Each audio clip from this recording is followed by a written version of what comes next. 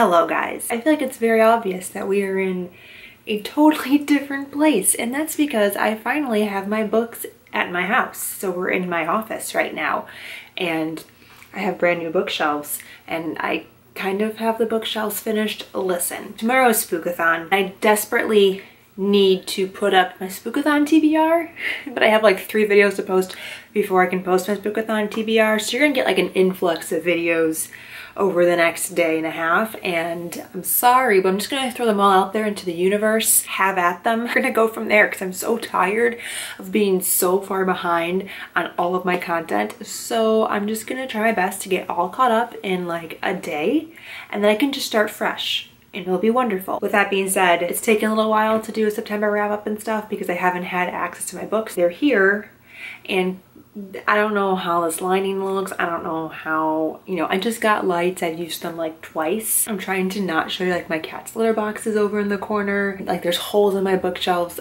Just bear with me, okay? I'm using cat litter for a tripod because I don't have a tripod. Professionalism lives on this channel. Oh, and I got a new kitten. That's been taking up a ton of time too. We're going to do a September reading wrap up. It's long overdue. So the first book I read this month was A Long Way Home by Katie McGarry. This is the 3rd and final book in the Thunder Road series. I've been waiting for this couple's romance now since I first met them in book 1. We follow Violet and Chevy, who prior to the start of the very first book in the series had had a relationship. They had a huge falling out. Chevy was unable to choose Violet over the biker club, and that really took a toll on their relationship because Violet's father was actually murdered in a biker club situation. There's been a running conflict throughout the first 2 books, and it kind of comes to a head at the very beginning of this book. So they have to work together to get out of the situation. I really enjoyed this one. I think it's my second favorite of the 3. I really did like Chevy and Violet's relationship. I love how different all 3 relationships are, but there was like some allusion to an incident that could have happened between them back in the first book, and it never really came to fruition, or maybe I read into the situation incorrectly, but I was really looking forward to seeing that explored in this book. It never, you know, manifests as anything. I really enjoyed how the story wrapped up. I liked seeing all of the other characters. We do still get to see a lot of Oz, obviously, who is the main character from the first book, as well as Razor, who was the main character in the second book. We don't see as much of the 2 female characters from the first 2 books. I really liked the dynamic of the biker gang. It was something different that I had never read from before. Just overall really enjoyed this series, and I thought it had a really great conclusion, and I'm kind of sad that the 4th book in the series ended up being canceled because there was a final character introduced at the end of book 3 that would tie in with the character from book 2 and could have potentially been a book 4 couple, and I would have loved to read about that. I'll never get it, and it makes me upset. So in the end, I ended up giving Long Way Home a 4 out of 5 stars. The next book that I read in September is probably one of my least favorite books I've read the entire year, and I am shocked because that is Leah on the Offbeat by Becky Albertalli. I read her other 2 books earlier this year. I quite enjoy Simon versus the Homo Sapiens Agenda, and I loved The Upside of Unrequited. Leah on the Offbeat, I hated. There was so much wrong with this book for me personally. I wrote a very long Goodreads review with a lot of spoilery content about my issues surrounding this book, so I will link that down below if you want to read about like the spoilery things that bothered me. But essentially this book felt like fan fiction to me. It is a sequel to Simon versus the Homo Sapiens Agenda and a companion, and in this one we follow Leah, and it goes into their senior year leading up to prom. We follow Leah as she is exploring this crush that I felt was really obvious in the first book and alluded to but was never acted upon, but then it kind of began to develop and manifest in this book, and it just felt like a huge fan service. It was something that they probably shipped at the end of the first book, and she was like, people really want to see this, I might as well write about it. I hated the romance.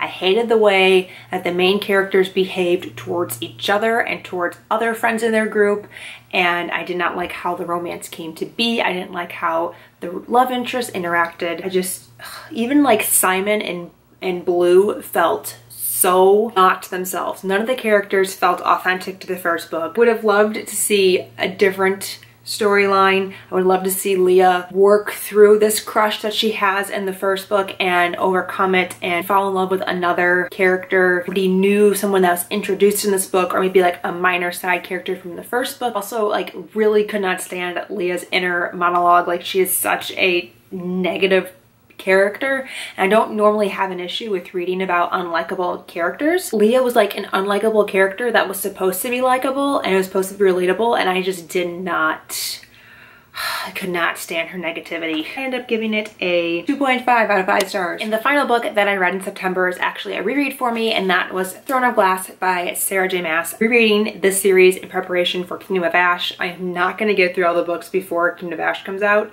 which is a bummer. I was kind of worried going into this that I wasn't going to like it as much, and that all of the negative Sarah J. Maas hate that exists now was going to taint my enjoyment of this book, but I actually really did quite enjoy it still.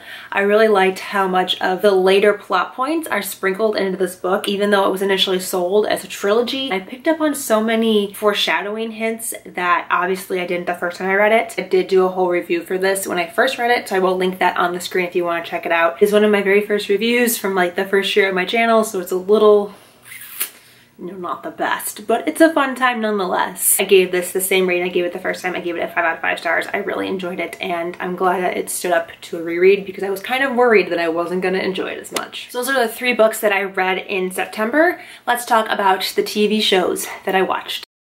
So I really only watched one TV show, and that was the remainder of Riverdale season 2. I was really struggling with getting through this show. Like, the first 18 episodes, they're not good. Very slow paced, it drags a lot. The murder mystery is nowhere near as good as the first season, but I knew there was a musical episode. And I finally got to the musical episode. And once you get to that episode, the season is like inexplicably better. The final 4 to 5 episodes were incredible.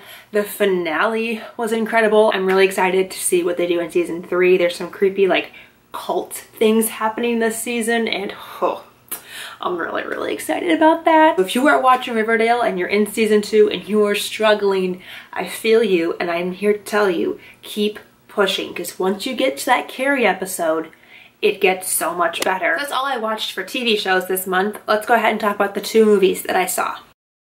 I didn't actually go and see any movies in theaters in September, but I did see 2 movies that were previously in the theaters and just came out on DVD. The first one that I saw was Tag. This is actually inspired by a true story. It's a really funny movie about a group of friends who have been playing the same game of tag for 30 years, and like every May the game resumes. This particular May, the character who has never been it is getting married, and so they're trying to tag him at his wedding, and he's like, no, the wedding is off limits, and his bride-to-be kind of gets entwined in the story. Like, the ending was so sad. Like, it took a turn at the end that I was not expecting. I'm like, this is depressing. Like, how did this comedy become so dark so quickly? The very end of this movie had a whole bunch of clips that the actual group of friends in real life had filmed of them trying to tag each other, and that was like the best part, because, you know, now they're all older men, 60s, I don't know, they look like grandpas, and they're running around tagging each other. If it was on TV again, I would definitely check it out and rewatch it. And then the other movie that I watched was Every Day, which is based on Every Day by David Levithan, which is a book that I read a month or so ago. The movie was much like the book in that it's kind of meh and pretty forgettable. I did prefer the movie to the book. The movie explored the relationship between A and Rhiannon so much better, and I felt like it was so much more fleshed out, and it was so much more two-sided. It wasn't so much like A obsessively pursuing Rhiannon and being really creepy about it. Rhiannon was also actively pursuing A, and we got to see more of the relationship after they got together and like how they tried to make it work, because in the book Rhiannon is very much just like, this will never work. I didn't mention this, but A is a character who wakes up in a different body every single day. It's kind of impossible to have a long-term relationship when you constantly are inhabiting other people's lives for 24 hours. I really liked the movie's portrayal of it, and I would just recommend you go watch the movie. I felt like the movie did it so much better, and some of the dated, problematic content from the book was not present in the movie. Like, I felt like the movie was way more open-minded to Rhiannon exploring relationships with men and women and people of color and of different sizes and body types, whereas in the book Rhiannon is very like prejudiced. Movie's another thing that if it was on TV I'd watch it, but it's not something I'm gonna go out of my way to watch again. So that is it. That's all that I read and watched in the month of September. I'd love to know what you guys read and watched in September. Tell me in the comments down below. Thank you guys so much for watching. Until next time, I will talk to you very soon. Bye!